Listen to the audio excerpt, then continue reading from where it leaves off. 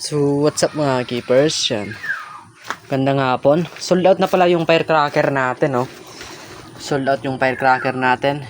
Ship to Dumaguete ata to. Ayan ito. Try ko. Sold out na rin. Then, sama natin siya ship sa Bernes. Yung mga hindi ko pa na-ship nung isang araw, i-ship na natin sa Bernes mga bossing. Kasi yan, wala ng bagyo. Kaya yan, ship na natin. Ano? Sold out yung try ko natin. Mag-focus tayo kasi sa PKBM eh. Sobrang dami ng fry natin sa PKBM kaya magbabawas tayo ng strain. Kasi kung maghawak tayo ng madaming strain, konti lang yung lagayan natin, no? 39 pieces lang yung lagayan natin tapos madaming strain. Wala na tayong mapaglagyan kaya magpo-focus tayo sa PKBM. Dami pa naman fry oh. Kita nyo naman kung mga fry mayroon na naman. Namumroblema na kung saan ko ilalagay itong fry. Dito puno, puno, puno. Puno. Tapos mayroon pa, you know. Grabe.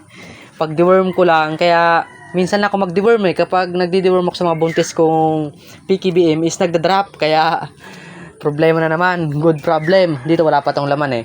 Dito ko ilalagay yung mga bukas. Ililipat ko dito yung mga i-ship natin. Lagyan lang natin ang cage yung male tapos female. Halo natin sa female din. Kaya yan. Ito, fry pa, puno, puno. Ito, wala tong laman. Sakto, dito ko ilalagay yung mga fry na iba. Kasi dito yung firecracker na pinaglagyan natin. Kaya ngayon, gawa tayo ng long video. Di pa tayo nakapag long video eh. Kita nyo naman kung gaano kadami yung fry oh.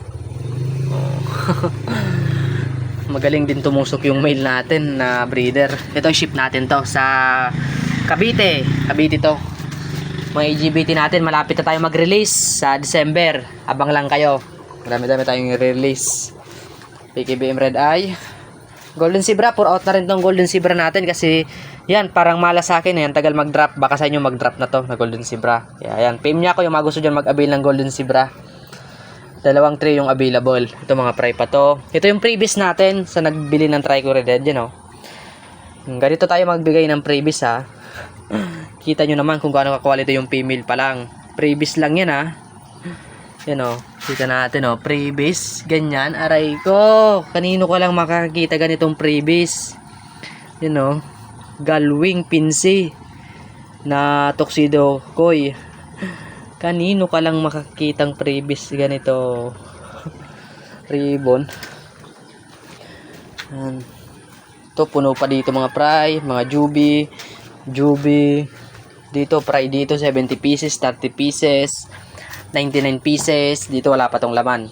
Bala ko na to paglagay ng fry din eh. Sa susunod, lalagyan ko na to ng fry. Para yan, halos lahat fry. Mga December talaga, makakapag-release na tayo ng matagal nyo nang iniintay na PKBM na full mass. Yan. Gaya nito, yan o. Yan, ito yung PKBM natin. Weeks pa lang to ha, hindi pa yan months. 2 weeks pa lang to. Kaka 2 weeks pa lang. Then yung mga 3 weeks natin nandito na.